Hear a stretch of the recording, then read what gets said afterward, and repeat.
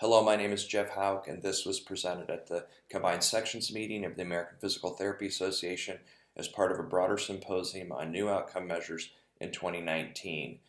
So the title of this talk is What are Promis Outcomes and How do they compare to disease-specific measures? Promis stands for Patient Reported Outcome Measurement Information System. It's a set of 300 scales that have been developed by researchers across the world, really, and sponsored by the National Institute of Health in the United States. There's three different symptom sections known as physical health symptoms, psychological health symptoms, and social health symptoms that the scales have been organized in an attempt to measuring patient experience as part of their health problem. And we can see typical scales for us include physical function, pain interference, and depression. These are widely measured currently across healthcare systems, but usually with more disease-specific scales. What the Promis scales allow us to do is expand our assessment of a patient's health to include things like anxiety, fatigue, and ability to participate in social roles and activities that are also important to recovery and decline of physical, mental, and social health. So how does the Promis scales do this? Well, first, they change how the scales are focused. So we're used to disease-specific scales like the FAM, Foot and Ankle Ability Measure, our scales for low back pain, the Oswestry Disability Questionnaire, or other scales for the shoulder. But we know that if we're assessing physical ability, it's also influenced by other health problems like cardiac disease, diabetes, and just lifestyle choices. So oftentimes our hopes or desire is, as a clinical person, is to change their overall physical function. Well, that's what the symptom-based Promis scales do, is they really take a thermometer or a reading of the person's generic or overall physical ability rather than disease-specific effects. And you could see how this scales could be designed not just for physical function this way, but for anxiety, depression, pain, and other symptoms that patients may be experiencing. So a key construct is the Promis symptom-based measures are not disease-focused or disease-specific, but rather person-focused or overall symptom-focused. So how does it accomplish this? The key technology is computer adaptive algorithms.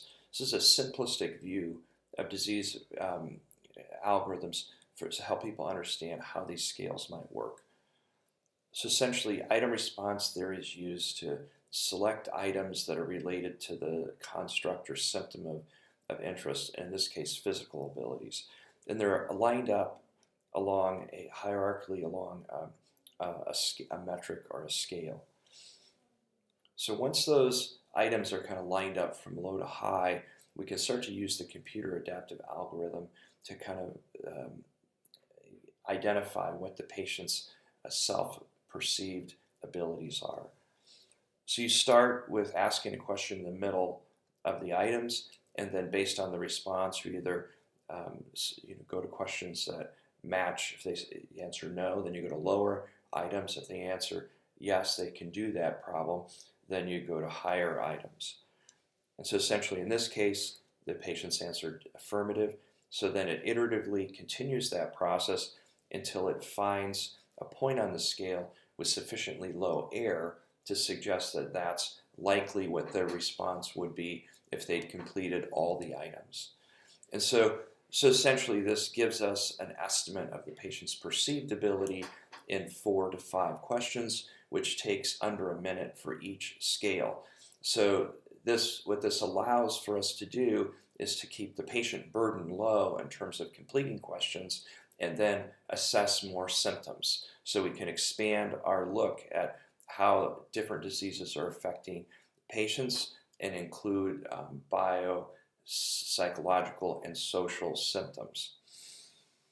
So now you get a CAT, but then we don't usually get a percentile score, which is what we're interested in. We get a T-score. So we want to understand how a CAT and a T-score are connected. So a t-score is a standardized score across some population, and so essentially the Promis scales were calibrated in the 2010 U.S. Census, and so they can be normed or referenced to that population. Um, so, so we're going to illustrate that here in a minute, and then also as we illustrate it, we're going to show how this approach leads to very low floor and ceiling effects and allows for modifications to be made over time. So here's a select view of items. There's many more in the physical function scale, but here's some items that were identified in this particular study, ranked from low to high, and we can see they're numerically identified here. And they're kind of clustered here around the 0 point. So the 0 point really represents the norm of the US population, so that would get a t-score of 50. And then we know that the 10 points or 1 standard deviation would be, it could be higher or lower, so that's where we get the 10 points here. And we could see that the items up here then would relate to better function than normal by 1 standard deviation. And then this item here would be kind of close to 1 standard deviation less than normal. So essentially the algorithm's like choosing the different items based on the patient's responses, and then we end up with a point that's then referenced to the US population and understand where that patient sits. Now, how does it minimize floor and ceiling effects? By having over 200 items in the current data bank, or the 2.0 recent version, you could see if we populated this with 200 of these different numbers, it could iteratively find items in the range that the patient's reporting their abilities, right? And so if we include lots of items that are low or several standard deviations around away from normal or high, then we could start to capture patients with very low floor and ceiling effects. So the current version is quite effective at capturing items that are 2 to 3 standard deviations from normal. Now we can also see that we could modify the scale here. So let's suppose that here's a gap in items. Well, if we added items here, we might get a better precision in this range. Or if these items here kind of are, you can see that all of these items seem to be somewhat overlapping, we could also alter or modify those items, and then that would give us better precision as well. But the scale, the actual t-score, would actually stay the same. So we can modify the scale over time and continue to use the same scale without having to rework everything. So the advantages of the Promis scale are that they're agnostic to disease, the CAT is relatively quick, it has low floor and ceiling effects, and we don't have to switch scales over time as it's modified. So if we take another closer look under the hood, though, we don't just want to know how the patient sits relative to normal. We also want to know what they're actually saying they can and can't do. And so this is a select view of about 35 of the items that have been categorized in the International Classification of System categories. So you can see here's a set of 4 items that relate to self-care, and then we'll kind of point you over here. Here's a set of 5 items or 4 items that relate to just climbing stairs. The red here is an answer of unable to do. The blue indicates the person might answer as there no difficulty. The green is little difficulty, yellow some difficulty, and orange much difficulty. So if we look at a particular item here in terms of up and down stairs, we can see that for a person to have no difficulty or little difficulty with this particular item, they would need a score of 42. And so what we can do is provide these kind of snapshot looks at the under the hood responses that patients might be giving you. So when you're first picking up Promis and you're trying to interpret what a t-score 40 means, a snapshot like this might be helpful to you to kind of understand what physical abilities kind of correspond to that score. So now that we understand how Promis was developed, and it's a symptom-based generic measurement tool that can be applied really quickly, we want to know if it's valid. So we'll start with a study that we performed It's coming out in geriatric physical therapy this year. The data was collected at George Fox University. And so essentially what we did is look at the physical performance measures, so time tests, and how they matched with a patient's self-report in a group of community-dwelling elderly people that ranged from not frail to moderately frail. The physical performance tests that were timed were off from the modified physical performance test battery, or the MPPT. We selected 3 of the 7, which includes gait velocity, time stair ascent, and the 5 times sit to stand test. And then we compared this to the Promis physical function scale. So this is our data. And so we're going to just focus over here to the left. These are the T-scores, and here's the 50. And then one standard deviation would be worse than normal is higher here in these category, and then better than normal is lower, because we have these 60 here. Here's gait velocity, stair ascent, and predicted 5 times sit to stand based on the Promis T-score. And the correlation between these different measures varied, but was good but not great, so matching with other scales or evaluation of perceived function versus actual physical testing. And and then the second piece that we also looked at was whether the 50, the norm for the U.S. population for the T-score, matched with the norms that are known for those particular performance measures. And so if we look here, we can kind of see that essentially the mid-range here on gait velocity is captured at 50. The kind of the lower end of the mid-range is captured for stair ascent, and then really good alignment for the 5 times sit to stand with normal. So this gives us confidence that not only does it correlate, but it also, a 50% score or 50 T-score matches with the norm for that particular performance.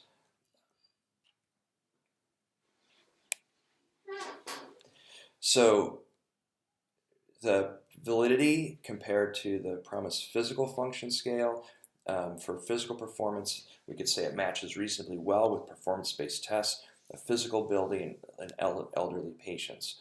However, we should just remember that it doesn't replace the need for physical testing if we really need something that's highly accurate. So the next issue is how it compares to disease-specific scales. And what we really want to know is, do these scales detect change?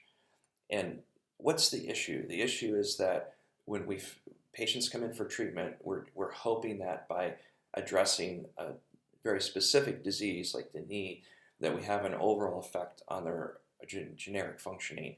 And that's essentially what the Promis scales test. But we're also afraid that it might not, because of other problems like back pain, or that their behavioral habits are just low anyway, and so we may improve their knee, but we won't improve their health. And so the concern has to do with reimbursement, self-affirmation that we're doing a good job, and understanding the interaction between specific diseases and a patient's overall health.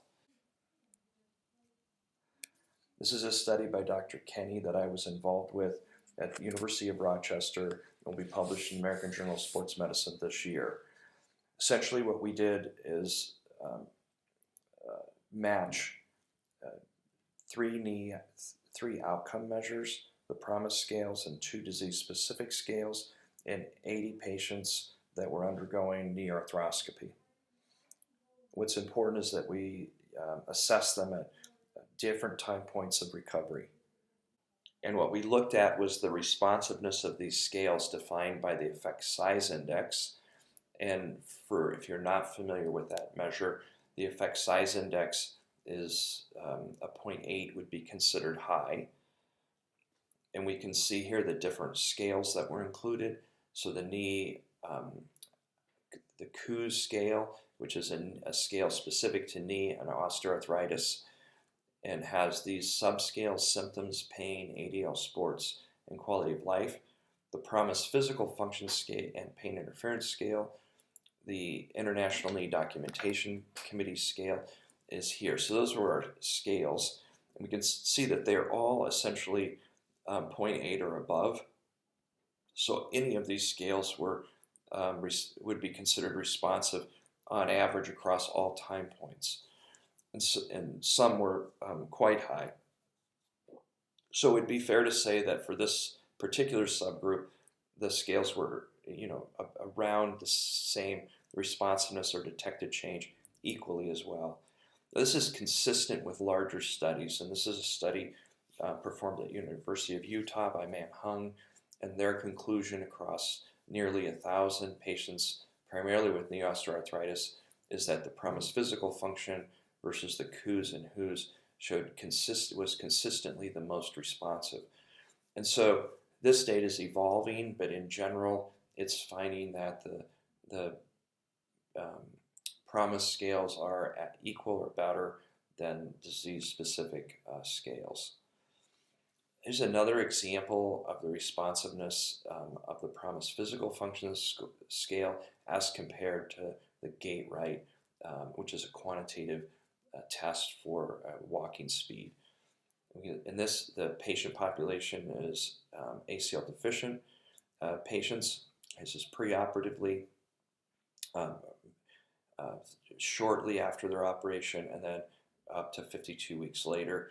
And the tests were done at the same time. And we can see that essentially for every time point, the physical function scale shows a difference from preoperatively versus for the velocity or gait right test, physical test. Only 2 time points are different than preoperatively. So in this case, the physical function or perceived function test in these young people was better than actual physical testing. So is it true? Does generic equal disease specific? Well, there's still some areas, of course, that the scales are being developed. There are the validations incomplete, and that has to do with upper extremity problems, and then how patients specifically with multi-regions problems, it's influencing our ability to detect a disease-specific change. But overall, it would be fair to say that the physical function scale is showing very good responsiveness. The pain interference fatigue scales are the same, and then newer scales like self-efficacy, they're in their early stages of being validated, so they probably need some iterations or remodeling to kind of come up to the same level of responsiveness. But so far they're showing that they're valid. So as usual, validation is an evolving process, but for many Promis scales, it's more extensive than existing scales that we have. So that's the end of this section of this talk, and I'd point you to the publications that are listed here and encourage you to email me if you have questions, and then make a difference in your patient's health. Thank you.